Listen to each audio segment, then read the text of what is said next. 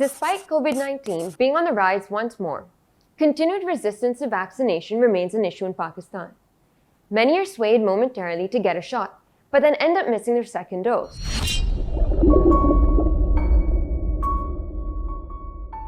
To encourage people to see the vaccination process through, we're going to bust some myths. The vaccination process is the key to getting our lives back to normal by creating immunity. But what is immunity and how does immunity work? After we've been exposed to an infection, our immune system remembers the threat by producing antibodies against it. These are proteins that circulate in the blood, going throughout the body, and in order to recognize the invader, in this case, the coronavirus, immediately when it enters our system, thereby preventing or minimizing the illness. So where do vaccines come in? Vaccines mimic this process by encouraging the immune system to make antibodies without us actually having to get sick. Now, you may be wondering how that's possible. How can our body produce antibodies if we never get sick? The most common way this is being done for SARS-CoV-2 is by taking protein found on the surface of the virus and injecting it into our bodies. With this spike protein present in our body, our immune system is able to build effective antibodies to fight the virus. Some more traditional approaches include injecting a whole dead virus into the body, but essentially the goal is to get the same response. Whatever the approach, the question remains, are they safe? Once a potential vaccine is discovered, a number of checkpoints exist before it can be administered to the people. The first one of these are the preclinical trials, which are done in specialized labs where tests are carried out on animals with similar DNA to us. The purpose of this phase is to ensure that the vaccine sample is not only effective, but safe. When the vaccine sample reaches the necessary preclinical results, clinical trials can begin.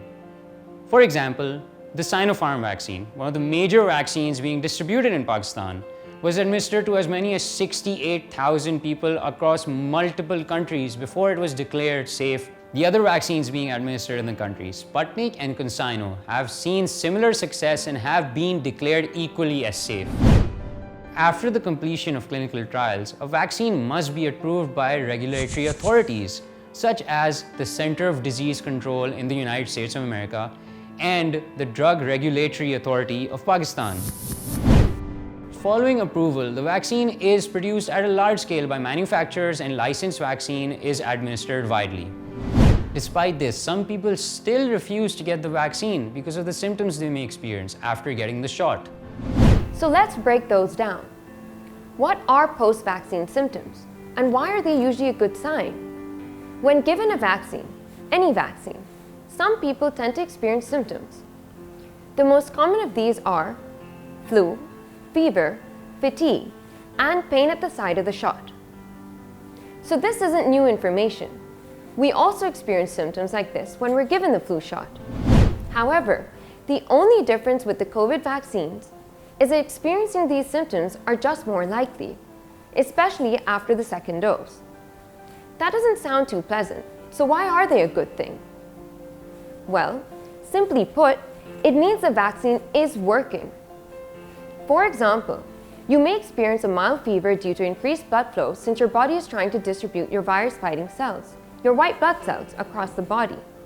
What's more is that all the common side effects of getting the COVID-19 vaccine are what scientists categorize as mild to moderate ones. These are symptoms that cause you mild discomfort but will not cause you to call in sick from work. In fact, most people do not experience any symptoms at all. And so, at the end of the day, getting the vaccine will keep you safe from the potentially deadly COVID virus. Now imagine what happens when most of us get vaccinated. When enough people's bodies know how to fight off the virus. This slows the spread of the virus. This is called community immunity. So at the end of this day, getting the vaccine is not just about you or for me, it's about everyone around you. To register for the vaccine, send your CNIC number to 1166 or go online on covid.gov.pk. And if you're above the age of 40, you can get your vaccine now.